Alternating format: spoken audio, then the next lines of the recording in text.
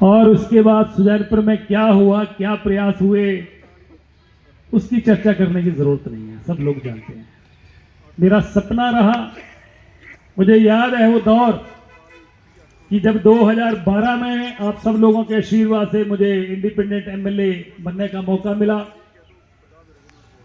सरकार कांग्रेस की थी, राजा वीरभद्र जी से मैं मिला और 1.5 साल बाद उन्होंने कहा, 1.25 साल बाद, कि आपको पार्लियामेंट चुनाव लड़ना पड़ेगा। मैंने कहा जी जो आपका आदेश माना जाएगा, परंतु मेरी भी एक शर्त है। कहते आप बताओ। मैंने कहा जिस मकसद को लेकर मैं चुना गया था वो मकसद पूरा होना चाहिए। कहते बताओ।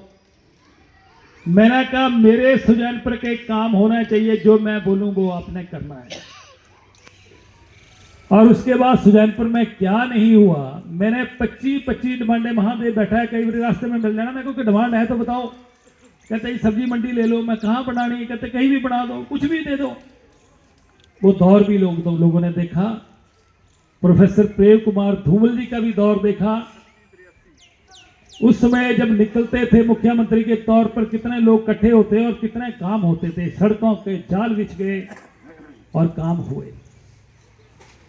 अरे जब धूमल जी मुख्यमंत्री बने को जिले में कितने काम हुए वो पूरा प्रदेश जानता, पूरा जिला जानता है, पूरा सुजानपुर जानता है।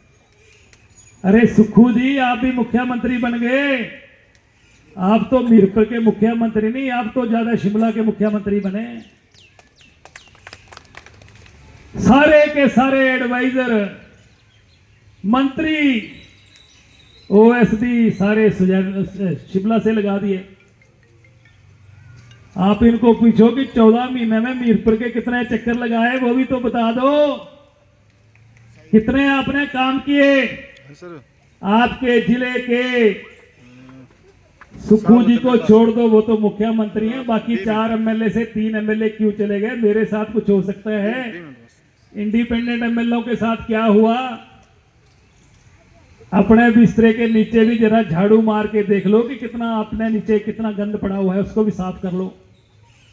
दूसरे को तो कह रहे हैं कि ये बिक गए, ये हो गया, वो हो गया। मैंने कहा सुखू जी आपने अभी तक जितने पैसे नहीं देखे हैं, जितने तो मैं गरीब जरूरतमंद और समाज की सेवा में लगा चुका हूं। रजिस्टर राणा को खरीदने की बात करोगे तुम। बरसातें हुई, हिमाचल में डिजास्टर हुआ। कौन नहीं जानता है कि ब्यास और ब्यास नदी के जो नदियां जुड़ती थी उनके सारे क्रशर बंद हो गए। जो ट्रॉली 2000 रुपए की मिलती थी वो 12-12 हजार रुपए में लोगों ने खरीदी कि नहीं खरीदी। डेवलपमेंट के काम बंद हो गए।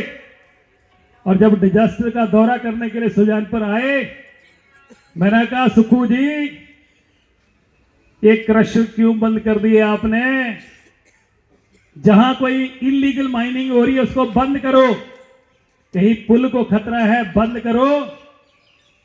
परंतु लोगों को ऊना से मटेरियल लेकर खरीदना पड़ रहा है और 3 गुना महंगा पड़ रहा है।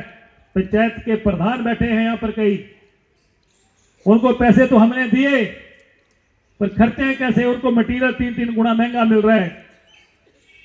ये तो लोगों के क्रशर बंद हुए। पर सुखू जी ये बता दो कि नदौड़ में नदी में माइनिंग जो होती रही, 100 ट्रक अभी भी निकल रहा है और बरसातों में भी निकलता है। वो किसका था? कौन माइनिंग कर रहा था? किसकी माइनिंग है वो? जब कोई कैप्टिव क्रशर लगता है, जैसे मान लो संधोल, सुजानपुर से संधोल सड़क बननी है, कैप्टिव क्रशर लगेगा तो सुजानपुर से संधोल की जो सड़क होगी उसमें जो मटेरियल निकलेगा उसको कैप्टिव क्रशर में क्रश किया जा सकता है। परंतु आप अपनी जमीन से माइनिंग करके कांगड़ा में कैप्टिव क्रशर लगा, वहां माल सप्लाई कर रहे हैं, लाखों रुपए रोज का माल सप्लाई कर रहे हैं। बाकियों के तो बंद कर रहे हैं, आपका क्यों खुला है? ये तो ईमानदार लोग हैं।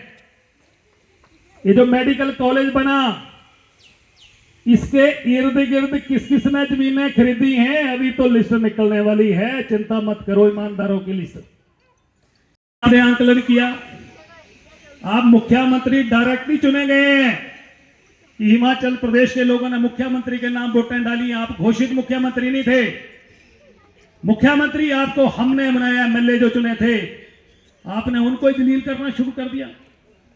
हमारे सुजानपुर के जो काम जाते थे, नोट जाते थे, डस्टबिन में डाल दिए जाते थे, और जो मेरे सामने अप्रूव होते थे वो बाद में टेलीफोन हो जाता है, अभी करने नहीं है।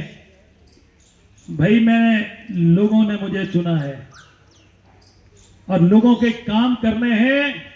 मैंने कहा बधाई की मेरे लिए इंपॉर्टेंट नहीं है, मैं इसको छोड़ता हूं, पर मेरे लिए सुजानपुर की जनता का काम मेरे लिए ज्यादा महत्वपूर्ण है।